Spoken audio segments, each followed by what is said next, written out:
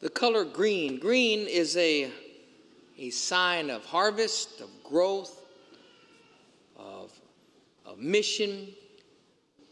And Mother Church uses this color during this time, sometimes called ordinary time, to emphasize that we have been sent. And this is a place of life, growth, harvest, sending people, missionaries, into the field. But this Sunday, today, will be the last time we wear green. We have the green lights going on till about June something. Wednesday, and for the next 5 weeks after that, we'll be wearing violet, purple. Then we'll wear white for about 6 weeks to celebrate Easter. Then we'll wear red for all those festivities around Pentecost. So it might be a while before we see the green.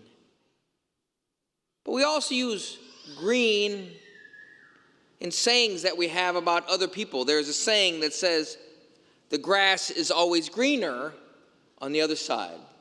The grass is always greener on the other side. And I think this is mostly true on how we look at things, people, neighbors.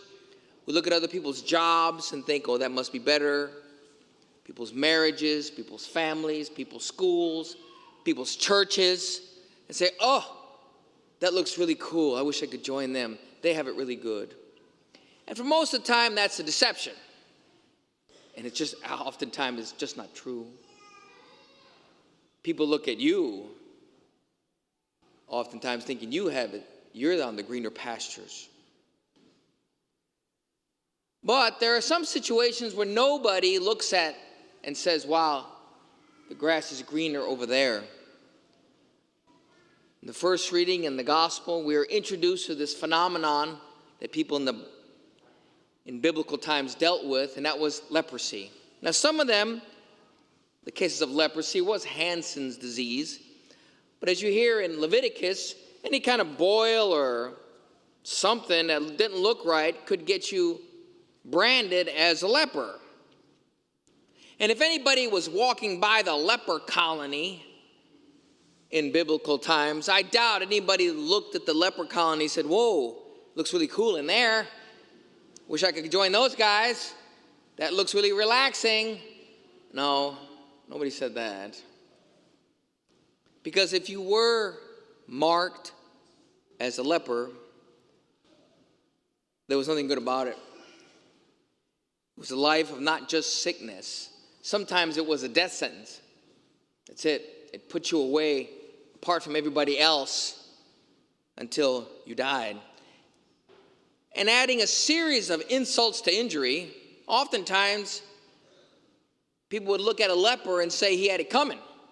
God's punishing him somehow. That's God's curse. So there wasn't much sympathy for them either. They were ostracized by the world and their families. And they couldn't go to temple. They couldn't practice their religion at all. Sounds pretty rough. Adding more insult to more injury, as you heard today, there was this rule that you had to announce when you were around people. When you crossed the street, you had to say, unclean, unclean. You know, that's like yelling, short, bald. Who wants to do that? It's an insult to injury.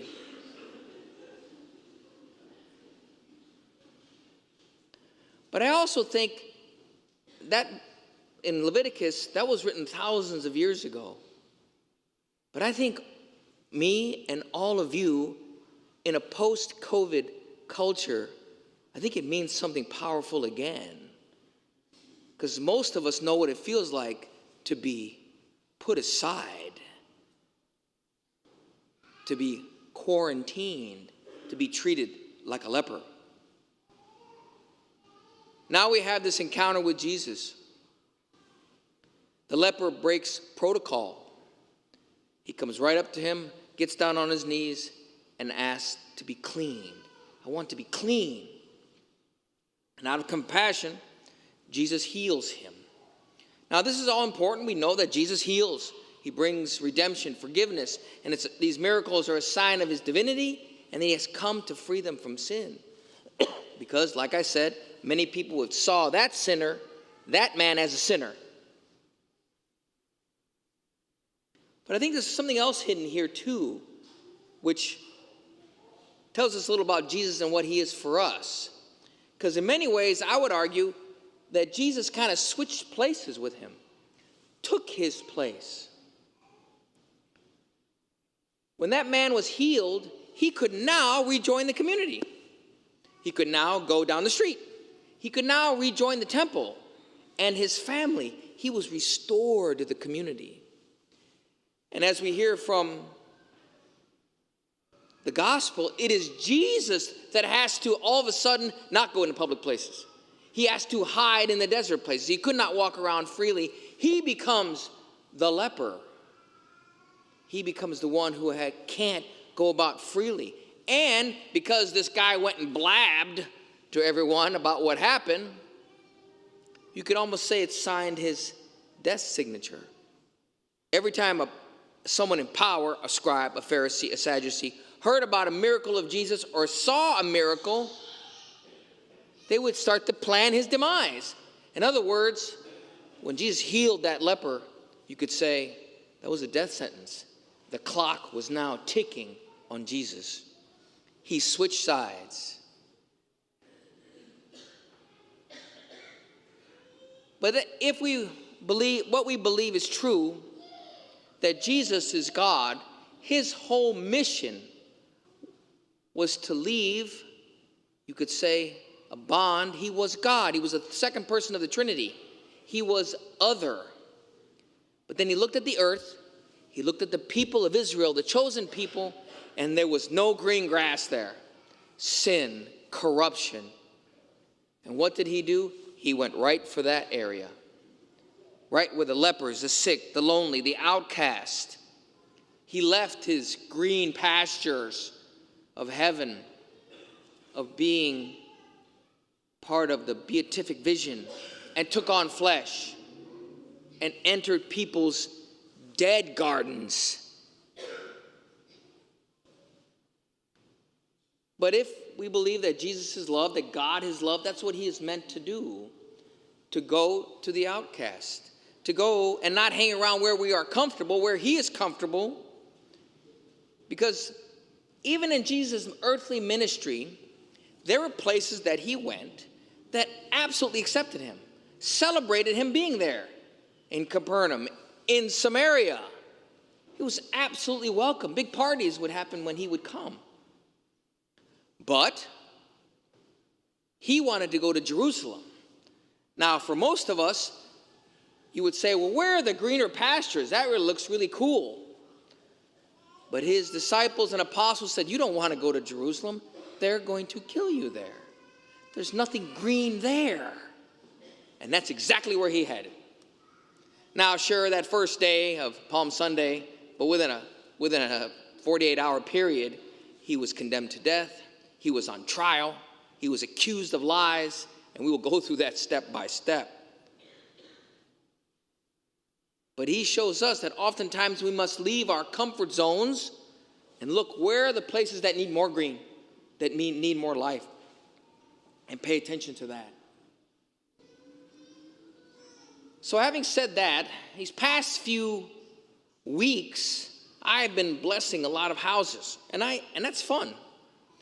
And in case you don't know, if you go like behind Tractor Supply or off Norbert Nugent Avenue, or even down Martin Luther King, there are houses going up everywhere. Lots of Filipino houses. If you go to Blessed Filipino House, you have to come with an empty stomach.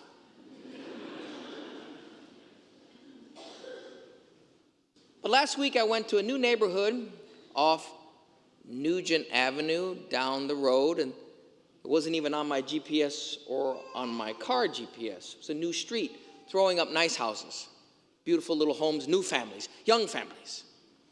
But I noticed that on the other side of the fence, there was another neighborhood. There was a mobile home park. And something in me said, why don't you go there?